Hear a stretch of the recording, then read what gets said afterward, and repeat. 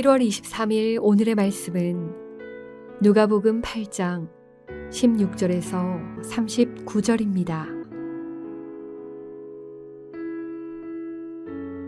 누구든지 등불을 켜서 그릇으로 덮거나 평상 아래에 두지 아니하고 등경 위에 두나니 이는 들어가는 자들로 그 빛을 보게 하려 함이라. 숨은 것이 장차 드러나지 아니할 것이 없고 감추인 것이 장차 알려지고 나타나지 않을 것이 없느니라. 그러므로 너희가 어떻게 들을까 스스로 삼가라. 누구든지 있는 자는 받겠고 없는 자는 그 있는 줄로 아는 것까지도 빼앗기리라 하시니라.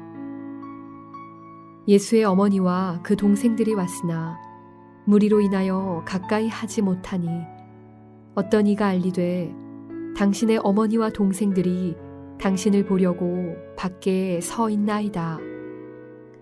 예수께서 대답하여 이르시되 내 어머니와 내 동생들은 곧 하나님의 말씀을 듣고 행하는 이 사람들이라 하시니라.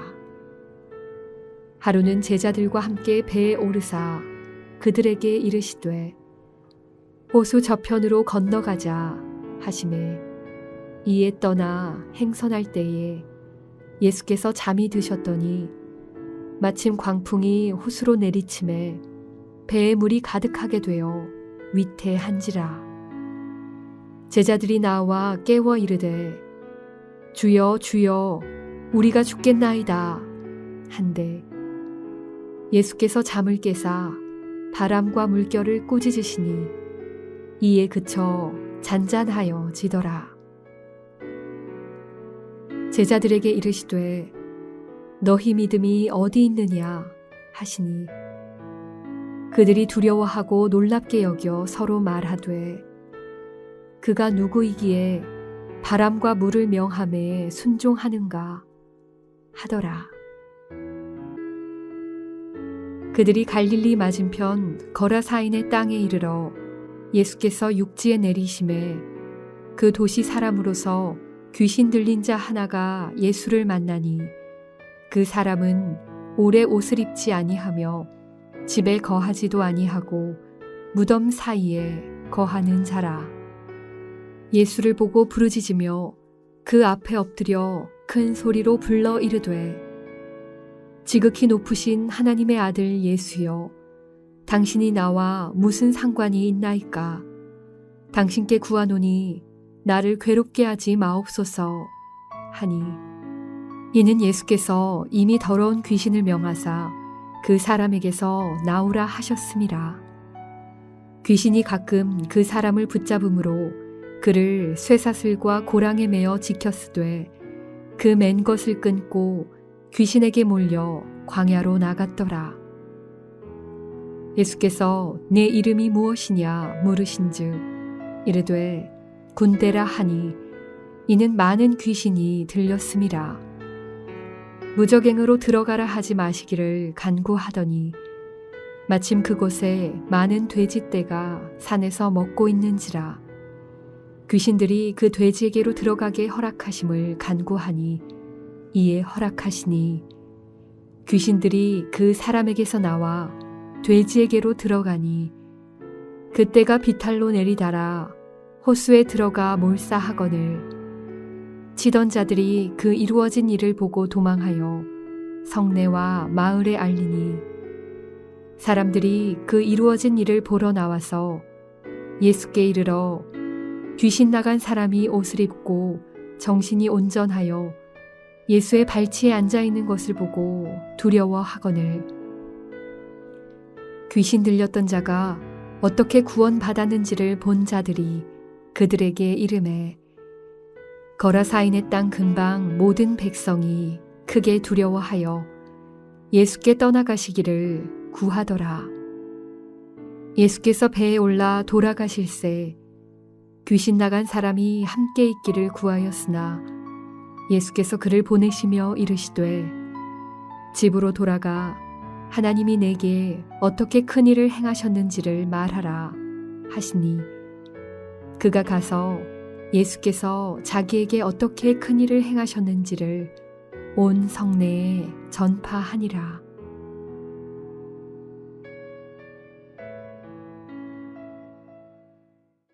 Hace poco terminé de ver una serie de documentales que trata acerca de la Segunda Guerra Mundial. Fascinante y horrorífico es al mismo tiempo todo esto. Muestra cómo el ser humano puede llegar a caer en los estratos más bajos desde todo el punto de vista. Lo ético, lo moral, incluso ni que hablar de la fe. Tal vez lo que ha hecho esta guerra es desnudar lo peor del ser humano, lo que tanto esfuerzo hacemos, que es ocultar nuestra maldad, nuestra mugre, nuestro ser siniestro más cruel. La guerra no es producto de otras personas. La guerra no fue un producto de las decisiones de otros, sino de la pecaminosidad del ser humano, que está trabajando de la forma más cruel en cada uno de nosotros. Esta misma pecaminosidad de aquellos que tomaron estas decisiones también se encuentra trabajando en usted y en mí. Ahora bien, dentro de la guerra hubieron batallas que definieron momentos importantes.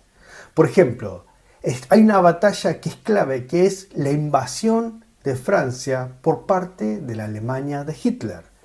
Dicen que una de las claves fue el secreto. O sea, nadie debía saber que el ejército alemán se movía sigilosamente hacia el territorio francés para conquistarlo. Si Francia se enteraba de que Alemania venía, el plan se venía abajo y tal vez la guerra hubiese terminado ahí. Y algo interesante pasa acá. Dice que Francia recibió información por parte de la gente de inteligencia de que había un gran movimiento, un gran ejército que se estaba acercando al territorio francés. Pero ¿saben qué hizo Francia frente a esta información tan importante? La desestimó, la ignoró. Esto es, no creyeron que esta información era veraz, pensaron que no era posible, que los alemanes no se atreverían a hacer esta jugada arriesgada. Y así pasó lo que pasó. Si tan solo hubiesen escuchado estas advertencias, ¿cuántas muertes se hubiera ahorrado la humanidad? Lo interesante es que el ser humano comete este mismo error una y otra vez. Ignoramos advertencias clave, creyendo que somos demasiados inteligentes como para caer. O sea, luego después de ignorar esto, porque decimos esto no hace falta escuchar, después sufrimos las consecuencias de nuestro error. Mi pregunta es, ¿qué pasaría si las advertencias claves viniesen de parte de Dios mismo? Si Dios mismo nos dice, cuidado, cuidado. Si Dios mismo nos está advirtiendo. Lo más inteligente, lo más sabio sería que nosotros la escuchásemos. Pero trágicamente la humanidad le da la espalda a la voz de Dios una y otra vez. En los evangelios se repite este mensaje claro que Dios le da a la humanidad. Por medio de Juan el Bautista y por medio de Jesucristo mismo se anuncia, arrepiéntanse porque el reino de los cielos, el reino de Dios se ha acercado. Y dice después, produzcan ustedes frutos dignos de arrepentimiento. El arrepentimiento ciertamente traerá frutos que confirman que este arrepentimiento es genuino. Luego está esta parábola del sembrador, en donde vemos cómo aquella persona que cree, que escucha la palabra, da frutos. ¿Cómo lo hace? Escuchando y reteniendo la misma palabra de Dios. Esta misma verdad se repite en la parábola siguiente. Jesucristo mismo afirma en la parábola de la lámpara que los frutos del creyente serán como una luz, la cual no puede ser escondida. La luz, los frutos del cristiano van a ser como una luz que resplandece, que no puede ser ocultada. Y luego tenemos acá a su madre, sus hermanos que le vienen a hablar. Y Jesucristo mismo después afirma, mi madre y mis hermanos son aquellos que oyen y escuchan la palabra de Dios. Otra vez enfatiza la necesidad de escuchar su palabra y ponerla en práctica. Después es interesante cómo cambia el tema a partir del versículo 22 al 39, cuando Jesús le ordena a la tormenta que se calme. Y después tenemos la sanación, la liberación de un endemoniado. Y lo cual parece, sí, que se enfoca en otra temática que sería la autoridad de Jesús. Entonces tenemos por un lado la palabra de Dios, la importancia de ponerla en práctica, de escucharla. Y por otro tenemos la autoridad de Jesús. Ahora bien, estas historias no deben ser entendidas de manera separadas, sino de manera conjunta. Y encontramos de esta manera, al verlas de manera conjunta, que hay una gran verdad, que es que jamás debemos olvidar nosotros de escuchar y de poner en práctica la palabra de Dios, porque de lo contrario nosotros podemos llegar a estar en una condición deplorable, como es la de esta persona que ha sido atacada por el enemigo, endemoniada, en una situación deplorable, precisamente por no estar del lado correcto. Precisamente esto es uno de los puntos importantes que enfatizamos en el día de hoy. ¿Qué necesidad que hay de nosotros como cristianos recordar cuál es la condición que tenemos en caso de que no estemos con Dios? Debemos recordar cuál es nuestra condición sin Dios para luego ser diligentes al escuchar la voz de Dios. Lucas no escatima en detalles en describirnos cuál es la condición de esta persona, del endemoniado. Desnudo, violento, sin juicio cabal. Su vida se encuentra manejada y controlada por Satanás mismo. El poder del enemigo ha sido ejercido en su vida de manera tal que este poder hace que no lo puedan atar ni con grilletes. Y esta persona está tan oprimida que de no ser por la liberación de Jesucristo hubiese estado cada vez peor. Tenemos acá en este momento que Jesucristo viene para librarlo. Dice que cuando Él viene tembloroso, los demonios le piden que ellos puedan entrar a los cerdos, los cuales inmediatamente estos se precipitan al lago y mueren ahogados. ¿Se quedaron pensando en esto? ¿Por qué Jesús permite que los demonios entren en los cerdos y mueran? ¿Por qué está esto en la Biblia? Es una historia ciertamente rara para nosotros. La respuesta se encuentra en esto. Lucas quiere hacernos saber la clase de violencia que el enemigo estaba ejerciendo en aquella persona que no estaba con Dios. Los demonios estaban haciendo estragos en la vida de aquel que por no estar del lado correcto se encontraba en una situación tan deplorable que hubiese terminado no solamente ahogado como los cerdos, sino hundido en las llamas del infierno. Así también es la condición de aquellas personas quienes escuchan y ponen en práctica la palabra de Dios. La condición humana se va degradando, degenerando, a tal punto que lo que sucede acá con los cerdos es, a comparación, solamente un cuento de hadas, con lo terrible que será el día final cuando esa persona sufra el castigo eterno. Muchos creyentes entonces profesan ser cristianos y no obstante se preocupan muy poco por leer y meditar y pensar en la palabra de Dios. Algunos lo hacen esporádicamente como para quedar bien con la conciencia, decir, yo cumplí con mi deber. Esto es muy peligroso para el creyente. Sin una dosis significativa de la palabra de Dios, sin una invasión de la voz de Dios a nuestros corazones, no tendremos más alternativas que terminar como estos cerdos cuyo fin es el ahogamiento, el castigo eterno. Para aquellos que son diligentes y buscan el rostro de Dios, hay esperanza y vida. así también como hay responsabilidad de no caer otra vez en los pecados pasados. Debemos recordar cuál era nuestra condición antes de estar en Cristo Jesús, para así, por medio de la palabra, no volver atrás jamás. Lo segundo es que también debemos aprender a confiar en la palabra que nos hace crecer a niveles inesperados. La palabra nos hace crecer a niveles que nosotros no esperamos. Cuando uno empieza a aprender un instrumento, hay muchos momentos en donde uno cree, yo ya llegué a mi límite, no voy a avanzar más.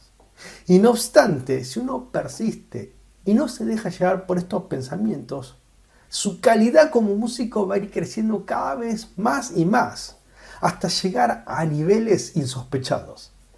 Así también sucede con la palabra de Dios. El versículo 18 dice lo siguiente: miren pues cómo oyen, porque a cualquiera que tenga le será dado, y cualquiera que no tenga, aun lo que piense tener, le será quitado. En este pasaje tenemos una advertencia. Si uno se deja estar, ciertamente retrocederá, y como vimos recién, tiene consecuencias gravísimas para su fe. Pero también hay una promesa.